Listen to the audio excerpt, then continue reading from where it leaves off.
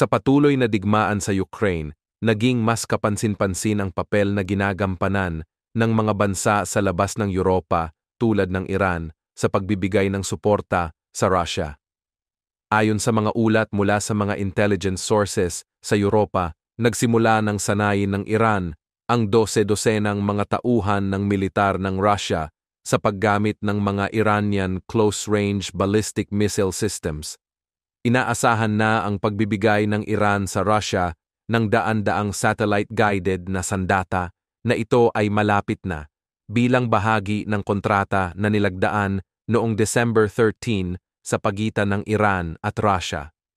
Ang mga weapons ng Iran ay may kakayahang maglunsad ng mga missile na may saklaw na hanggang 120 kilometers at may dalang warhead na 150 kilograms.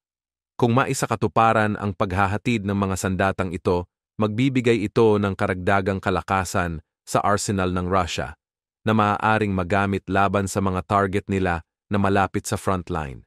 Ang mga sundalo ng Russia ay nagpunta sa Iran upang pag-aralan kung paano gamitin ang missile systems na bahagi ng standard procedure para sa mga sandatang ibinibigay ng Iran sa Russia. Ang mga missile ng Iran ay maaaring gamitin ng Russia para sa mga target na malapit sa frontline, habang ang sariling ballistic missiles ng Russia ay maaaring gamitin para sa mga target na mas malayo. Ito ay makakatulong upang palakasin pa ang kanilang atake, lalo na laban sa Ukrainian missile defense systems. Ayon sa Amerika, sila daw at ang mga kakampi nila sa NATO ay handang magbigay ng mabilis at matinding tugon kung ang Iran ay magpapatuloy sa pagbibigay ng mga sandatang ito sa Russia. Ayon sa United States, ang ganitong aksyon ay isang malaking pag-escalate ng suporta ng Iran para sa agresyon ng Russia laban sa Ukraine. Simula pa noong magsimula ang malakihang paglusob ng Russia sa Ukraine, paulit-ulit nang binalaan ng White House ang lumalalim na seguridad at military partnership ng Russia at Iran.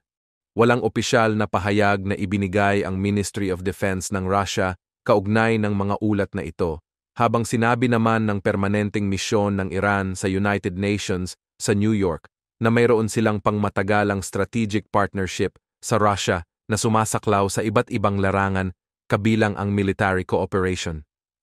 Gayunpaman, ayon sa kanilang pahayag, mula sa etikal na pananaw, hindi daw sila magpapadala sa Russia ng anumang sandata, kabilang ang mga missile na maaaring magamit sa labanan sa Ukraine hanggat hindi pa natatapos ang digmaan. Ganunpaman, ayon sa Iran, wala daw legal na hadlang na pumipigil sa Tehran na magbenta ng ganitong uri ng sandata sa Russia, ngunit iginiit ng Iran na hindi sila nagbebenta ng mga armas na magagamit sa digmaan sa Ukraine. Sinabi rin ng Iran na ang paggamit daw ng mga sandata ay desisyon ng bawat bansa.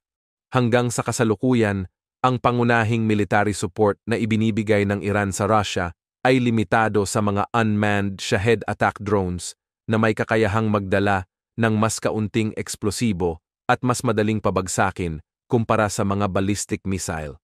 Ang mga restriksyon ng UN Security Council sa pag-export ng ilang missile, drones, at iba pang teknolohiya mula sa Iran ay natapos na noong October 2023. Gayunpaman, ang Estados Unidos at European Union ay patuloy na nagpapanatili ng mga sanctions sa ballistic missile program ng Iran dahil sa mga alalahanin hinggil sa pag-export ng mga sandata sa mga proxies nito sa gitnang silangan at sa Russia. Noong Pebrero, maraming ulat ang nagsabing mas lalong lumalalim ang military cooperation ng Iran at Russia, at ang Russia daw ay gustong bumili ng Iranian surface-to-surface missiles. Ang mga internasyonal na tagapamagitan ay puspusan ng nagtutulak para sa agarang tigil putukan at kasunduan sa pagpapalaya ng mga bihag sa pagitan ng Israel at Hamas sa susunod na linggo matapos ang mga negosasyon sa Qatar na nagpakita ng bagong mungkahi sa dalawang panig. Ang bridging proposal na ipinakita noong Biyernes ay naglalayong isara ang mga natitirang agwat ng hindi pagkakasundo sa pagitan ng dalawang kampo. Ayon sa isang pahayag, na magkasamang inilabas ng Estados Unidos, Qatar at Egypt. Ipinahayag ni Pangulong Joe Biden ng Estados Unidos ang kanyang positibong pananaw tungkol sa estado ng usapang ceasefire at pagpapalaya ng mga bihag na inaasahang magpapatuloy sa Cairo sa susunod na linggo. Ayon sa kanya, mas malapit na sila ngayon sa pagkakaroon ng kasunduan kaysa dati at malaki ang nabawas sa mga hadlang na nagpabagal sa proseso. Ngunit mula sa pananaw ng pamunuan ng Hamas, ang bagong mungkahing ito mula sa Estados Unidos ay tila tugon sa mga kondisyon ng Israel, ayon sa isang mataas na opisyal ng Hamas na may kaalaman sa mga detalye ng negosasyon. Inakusahan nito ang Israel ng pagdaragdag ng mga bagong kondisyon upang maantala ang kasunduan. Samantala, ang delegasyon ng Israel na nakipagnegosasyon ay bumalik sa Israel noong Biyernes ng gabi na may pag-asang makamit ang kasunduan, ayon sa isang opisyal ng Israel na pamilyar sa mga usapan. Bagaman may mga positibong resulta, binalaan ng opisyal na ang mungkahing bridging proposal ay hindi pa naipapaabot kay Yahya Sinwar, ang lider ng Hamas sa Gaza, isang hakbang na inaasahang gagawin sa katapusan ng linggo. Ang 2 araw ng pag-uusap ay naganap sa gitna ng mga tensyon sa rehiyon, lalo na sa posibilidad ng isang atake mula sa Iran laban sa Israel na maaaring magpahamak sa maselang usapan. Nagpadala rin ng babala si Biden sa Iran at mga proxy na suportado nito na huwag gumawa ng mga hakbang na maaaring sumira sa progreso ng mga usapan. Dagdag pa ni Biden, ipapadala niya si Secretary of State Antony Blinken sa Israel ngayong katapusan ng linggo upang muling tiyakin ang matibay na suporta ng White House para sa seguridad ng Israel. May posibilidad pa rin na maantala ang usapang ceasefire dahil sa isang malakihang ganting atake ng Iran laban sa Israel. Ang mga nakaraang negosasyon ay umabot na sa mas mataas na antas bago naganap ang pagpaslang kay Ismail Haniyeh, lider pampolitika ng Hamas, sa Tehran at isang komander ng militar ng Hezbollah sa Beirut, ayon sa mga opisyal ng Estados Unidos. Noong Biyernes, nagpahayag ng pag-aalinlangan si Ali Bagheri, pansamantalang ministro ng panlabas ng Iran, tungkol sa integridad ng mga negosasyon. Sinabi niya sa isang tawag kay Prime Minister Sheikh Mohammed bin Abdulrahman bin Jassim Al Thani ng Qatar na may kinikilingan daw ang Estados Unidos sa usapang pangkapayapaan. Ayon kay Bagheri, ang Amerika, sa pamamagitan ng pagbibigay ng armas sa Israel, ay itinuturing na kasabwat at hindi isang neutral na tagapamagitan. Samantala, nagbigay babala ang isang mataas na opisyal ng administrasyon ng Estados Unidos na maaaring magdulot ng malaking panganib, partikular sa Iran, kung magpasya ang Tehran na atakihin ang Israel at palalain ang hidwaan sa gitnang silangan. Idinagdag ng opisyal na hinihikayat ng Estados Unidos ang Iran sa pamamagitan ng mga tagapamagitan na huwag umatake dahil may daan upang maabot ang isang kasunduan sa ceasefire at pagpapalaya ng mga bihag. Ipinunto rin ng opisyal na ang deeskalasyon at ang potensyal na kasunduan sa tigil putukan ay magkahiwalay ngunit nangyayari ng sabay. Ayon sa mga reports, nakahanda na ang Estados Unidos para sa anumang posibleng senaryo at nakikipagtulungan ng malapitan sa mga kasamahan at kaalyado. Sinabi rin nila na handa ang Estados Unidos na ipagtanggol ang Israel at nakahanda para sa anumang posibleng pangyayari kahit na maraming beses nang inasahan ang atake mula sa Iran sa nakalipas na 2 linggo. Ayon sa mga ulat, kinomisyon ng Mossad, isang ahensya ng espiya ng Israel, ang ilang ahente mula sa loob ng militar ng Iran upang magtanim ng mga pampasabog sa isang guest house sa Tehran kung saan nananatili si Ismail Haniyeh, ang pinuno ng Hamas. Ang mga ulat ay lumabas kasabay ng mga balita na nagsasabing nagsasagawa ang mga awtoridad sa Tehran ng sunod-sunod na mga pag-aresto kaugnay ng pagkamatay ni Haniyeh. Kabilang dito ang ilang senyor na opisyal ng intelihensya ng Iran, mga opisyal ng militar, at mga tauhan ng guest house. Hindi nagbigay ng anumang pahayag ang Israel tungkol sa pagkamatay ni Haniyeh mula noong sumabog ang nasabing lugar noong madaling araw ng Miyerkules. Ngunit nagbigay ng mga banta ng paghihiganti ang Iran at mga kaalyado nito sa rehiyon, kasama na ang Hamas.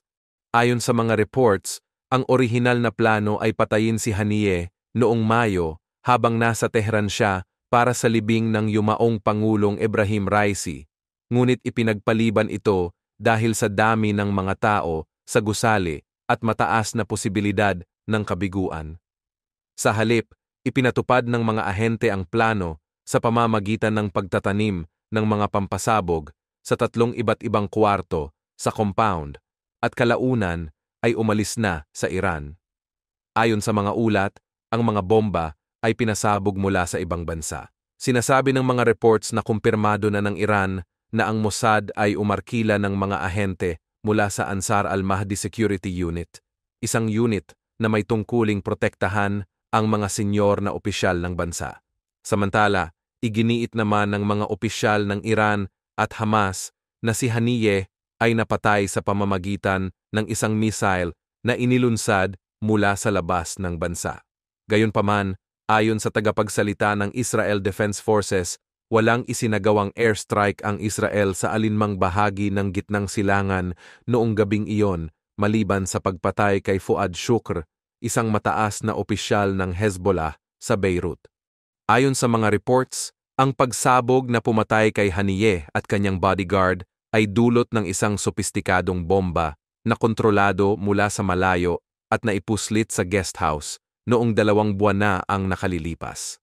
Inihayag din na mas binibigyang halaga ni Iranian Supreme Leader Ali Khamenei ang pagtugon sa malaking butas sa seguridad kaysa sa paghihiganti.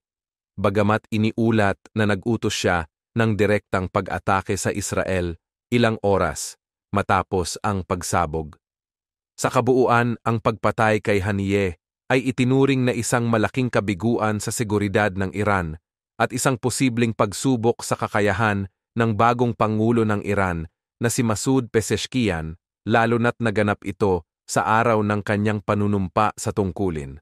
Noong inilunsad ni Pangulong Vladimir Putin ng Russia ang digmaan laban sa Ukraine, nangako siya na hindi isasali ang mga conscript o mga sundalong sa pilitang inatasan sa serbisyo.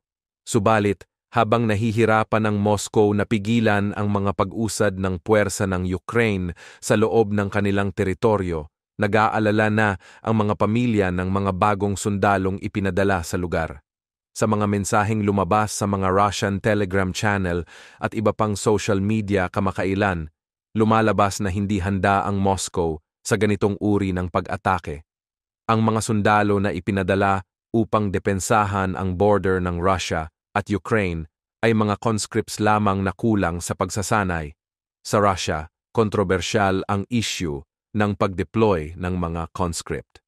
Nangako si Putin na hindi sila isasama sa labanan kaso hindi niya natupad ang pangako niya. May isang petisyon na nananawagan kay Putin na alisin ang mga conscript sa lugar. Ang pagdepende ng Russia sa mga conscripts para depensahan ang kanilang border ang isa sa mga dahilan kung bakit mabilis nakapasok ang militar ng Ukraine sa teritoryo ng Russia noong nagsimula ang pag-atake noong Martes.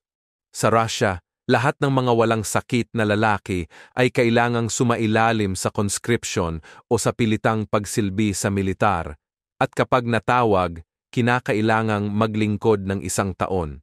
Karaniwang may 2 draft na nagaganap bawat taon, isa sa tagsibol at isa sa taglagas, kung saan mahigit 100,000 na lalaki ang kinukonscript sa bawat draft. Ang pag-iwas sa draft ay isang krimen at maaaring magresulta sa pagkakakulong. Noong mga nakaraang dekada, ang pagtrato sa mga conscripts ay naging sensitibong issue sa politika ng Russia. Hindi tulad ng mga profesional na sundalo, ang mga conscripts ay tumatanggap lamang ng limitadong pagsasanay bago sila ipadala sa kanilang mga posisyon. Ayon sa batas, bawal silang ipadala sa ibang bansa at hindi sila dapat sumali sa mga operasyong combat. Sa halip, kadalasang itinatapon ng Russia ang mga conscripts sa mahahabang border ng bansa sa pag-aakalang hindi sila maaabutan ng anumang atake. Subalit, nang biglang lusubin ng Ukraine ang border, ang mga conscripts na ito ay biglaang napasama sa front lines ng labanan na lubhang hindi handa upang ipagtanggol ang kanilang sarili. Kinondena rin ng mga leader ng oposisyon ng Russia ang pagtatalaga ng mga conscripts sa border. Ang Anti-War Committee of Russia, isang grupo ng mga Russian na nasa ibang bansa, ay naglabas ng pahayag na bumabatikos sa presidente ng Russia. Ayon sa kanila, ang kawalan ng anumang makabuluhang unit militar ng Russia sa border noong panahon ng atake, kasabay ng tuloy-tuloy na agresibong operasyong militar sa loob ng mahigit 900 days sa teritoryo ng Ukraine, ay patunay na muli na namang nagsisinungaling si Putin tungkol sa pagprotekta sa Russia. Ayon sa kanila, hindi daw iniintindi ni Putin ang Russia. Ang iniingatan lamang daw ni Putin ay ang kanyang sarili. Ayon sa Amerika, upang tugunan ang paglusob ng Ukraine, mukhang inilipat ng Russia ang ilang libong tropa mula sa mga okupadong teritoryo sa loob ng Ukraine. Sinabi ng mga reports na ilang brigada na binubuo ng hindi bababa sa 1,000 soldiers bawat isa, ang tila inilipat patungong Kursk region. Ayon kay John Kirby, tagapagsalita ng National Security Council ng US, tila nililihis ni Putin at ng militar ng Russia ang ilang unit patungo sa Kursk Oblast upang harapin ang mga kilos ng militar ng Ukraine. Bukod sa mga sundalong inilipat mula sa Ukraine, nagpadala rin ang Russia ng mga tauhan mula sa Leningrad Military District at Kaliningrad upang tumulong sa pagdepensa ng Kursk, ayon sa US. Noong August 16, itinanggi ng Ministry ng Ugnayang Panlabas ng Ukraine ang mga paratang ng Russia tungkol sa umano'y plano ng Ukraine na atakihin ang mga nuclear power plants gamit ang tinatawag na dirty bombs. Lumabas ang pahayag na ito matapos iulat ng ilang state-controlled media ng Russia na plano daw umano ng mga puwersa ng Ukraine na atakihin ang Zaporizhzhia nuclear power plant na nasa ilalim ng kontrol ng Russia sa Enerhodar, Ukraine, at ang Kursk nuclear power plant sa Russia. Ayon kay Georgy Tykhy, tagapagsalita ng Ministry ng Ugnayang Panlabas, ang mga paratang na ito ay isang halimbawa ng walang katotohanang propaganda ng Russia. Ayon sa Ukraine, opisyal daw nilang pinabubulaanan ang mga maling ulat ng Russia. Wala daw plano o kakayahan ang Ukraine para magsagawa ng ganung uri ng aksyon. Dapat daw ay itigil na ng Russia ang pagpapakalat ng mapanganib na kasinungalingan. Noong 2022, maling inakusahan din ng Russia ang Ukraine na gumagawa umano ng dirty bomb, isang uri ng aparato na gumagamit ng mga pampasabog upang ikalat ang radioactive waste. Ngunit matapos ang investigasyon na isinagawa ng International Atomic Energy Agency sa kahilingan ng Ukraine, walang natagpo ang ebidensya ng hindi deklaradong mga nuklear na aktibidad at materyales sa mga lokasyon. Ayon kay Rafael Grossi, pinuno ng IAEA. Ayon sa Ukraine, sila daw ay laging naging at patuloy na magiging tapat na miyembro ng Treaty on the Non-Proliferation of Nuclear Weapons. Wala daw silang dirty bombs at wala rin daw balak na magkaroon ng ganun. Samantala, sinabi naman ni Andriy Kovalenko, pinuno ng Counter-Disinformation Department ng Ukraine's National Security and Defense Council, na maaaring naghahanda ang Russia ng isang nuclear provocation. Ayon sa Ukraine, hindi daw nagtagumpay ang plano ng Russia na akusahan sila ng terorismo at pag-atake sa Kursk nuclear power plant. Nagsisinungaling daw ang Russia. Ang Kursk nuclear power plant ay matatagpuan halos 80 kilometers mula sa bayan ng Sudja sa Kursk Oblast, na iniulat na nasakop ng mga puwersa ng Ukraine ngayong linggo habang nagpapatuloy ang pagsalakay ng Kyiv sa Kursk Oblast. Iniulat ng media ng Russia na naghahanda na ang Russia na ipagtanggol ang Kursk plant habang papalapit ang mga sundalo ng Ukraine, at nagsimula na daw silang magtayo ng mga linya ng depensa malapit dito. Ang Zaporizhzhia Nuclear Plant, ang pinakamalaking nuclear power station sa Europa, ay nasa ilalim ng kontrol ng Russia mula pa noong March 2022. Dahil sa posisyon nito na malapit sa frontline, tumaas ang panganib sa kaligtasang nuklear sa buong digmaan ng Russia. Inakusahan ng Kyiv ang mga puwersa ng Russia noong August 11 na nagsunog ng maraming gulong sa mga cooling towers sa nuclear plant upang magdulot ng takot sa mga komunidad sa kanlurang pampang ng dating reservoir. Ayon sa IAEA, hindi naapektuhan ang kaligtasang nuklear sa planta ng kuryente. Patuloy ang operasyon ng Israel Defense Forces sa Gaza noong Huwebes.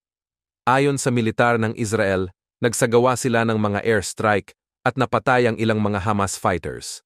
Matapos magpakawala ang Hamas ng mga rocket mula sa Khan Yunis papunta sa Israel, tumugon ang Israel Defense Forces sa pamamagitan ng pag-atake sa lugar kung saan nagmula ang mga rocket. Naglunsad din ng mga pag-atake ang Israel Air Force na nagresulta sa pagkasawi ng ilang Hamas fighters, kabilang ang mga drone operator na nag-fire sa teritoryo ng Israel sa kasagsagan ng digmaan. Mahigit 30 na Hamas targets, kabilang ang mga estruktura militar at iba pang infrastruktura, ang tinamaan ng Israel Defense Forces.